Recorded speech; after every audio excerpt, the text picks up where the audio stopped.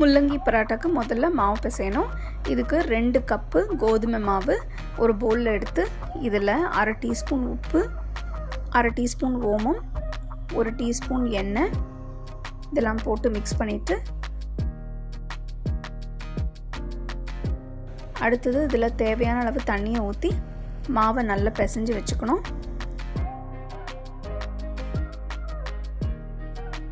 பத்து நிமிஷத்துக்கு பிசைங்க, அப்போ மாவு நல்லா சாஃப்டாக இருக்கும்.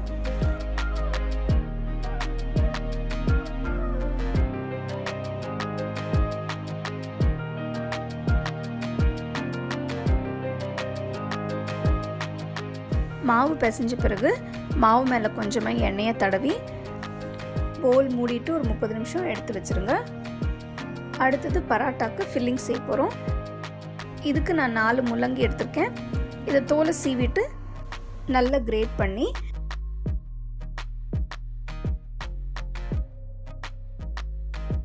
இதில் 1 டீஸ்பூன் உப்பு போட்டு தனியாக ஒரு பவுலில் 15 நிமிஷம் எடுத்து வச்சுருங்க. 15 நிமிஷம் கழித்து பார்த்தீங்கன்னா முள்ளங்கியில் நிறைய தண்ணி விடும். முள்ளங்கியை நல்லா பிழிஞ்சிட்டு தனியாக எடுத்து ஒரு பவுலில் வச்சுருங்க.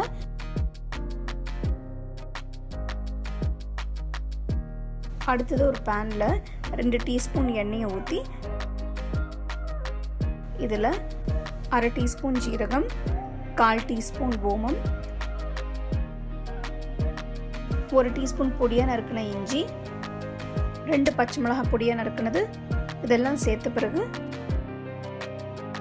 கிரேட் பண்ண முள்ளங்கியை பேனில் போட்டு 2 நிமிஷம் வதக்கிக்கோங்க. 2 நிமிஷம் கழித்து இதில் 1 டீஸ்பூன் காஷ்மீரி மிளகாய்த்தூள், 1/2 teaspoon garam masala, 1/2 teaspoon amchur powder அதாவது மேங்கோ பவுடர் இதெல்லாம் போட்ட பிறகு 2-3 நிமிஷம் நல்லா வதக்கிட்டு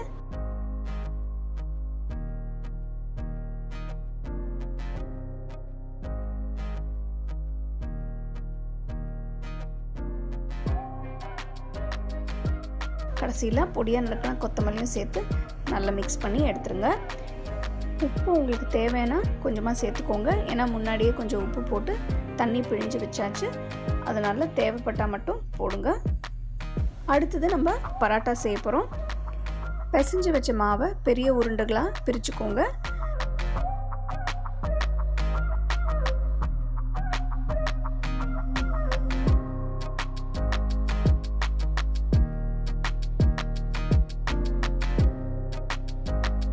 ஒரு உருண்டை எடுத்து சப்பாத்தி கால் மேலே வச்சு மெதுவாக தேய்ச்சிக்கோங்க.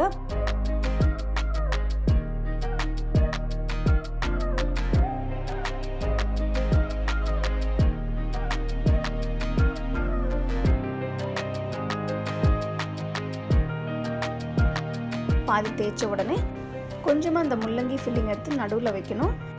வச்ச பிறகு சப்பாத்தியை ஓரத்துலேருந்து நடுபாகம் வரைக்கும் ஃபோல்ட் பண்ணி நல்லா சீல் பண்ணிவிடுங்க. சீல் பண்ண பிறகு சப்பாத்தி தேய்க்கிற மாதிரியே மெதுவாக தேய்ச்சி எடுத்து தனியாக வச்சுருங்க. பராட்டா ஜென்ரலாகவே கொஞ்சம் திக்காகவும் கனமாக இருக்கும். ஸோ இந்த மாதிரி எல்லா பராட்டாவும் செஞ்சு எடுத்து வச்சுருங்க. எல்லா பராட்டா செஞ்ச பிறகு தவாவை சூடு பண்ணி பராட்டாவை தவா மேலே சுடணும். ஒரு பக்கம் வெந்த பிறகு மறுபக்கம் திருப்பி வேக வைக்கணும். 2 பக்கமும் நல்ல பொன்னிறமாக ஆன பிறகு பராட்டா மேலே கொஞ்சம் நெய் தடவி எடுத்து வச்சுருங்க.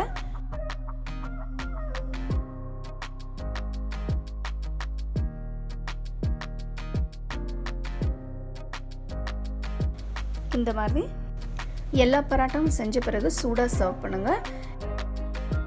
இப்போ இந்த பராட்டாக்கு தொட்டு சாப்பிட்றதுக்கு ஒரு தயிர் பச்சடி காட்ட போகிறேன். இதுக்கு 400 கிராம் தயிர் எடுத்து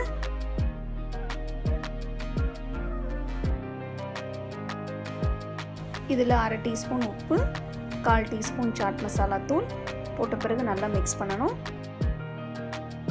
அடுத்தது இதில் ஒரு தக்காளி பொடியாக நறுக்கினது, ஒரு பச்சை மிளகாய் பொடியாக நறுக்கினது, கொஞ்சம் கொத்தமல்லி பொடியாக நறுக்கினது இதெல்லாம் சேர்த்து நல்லா மிக்ஸ் பண்ணிக்கோங்க.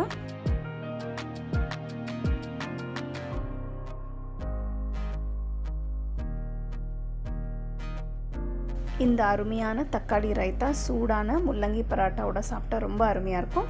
ஸோ கண்டிப்பாக இந்த ரெசிபி உங்களுக்கு பிடிச்சிருக்கும்னு நினைக்கிறேன். நீங்கள் வீட்டில் இதை ட்ரை பண்ணி பாருங்கள்.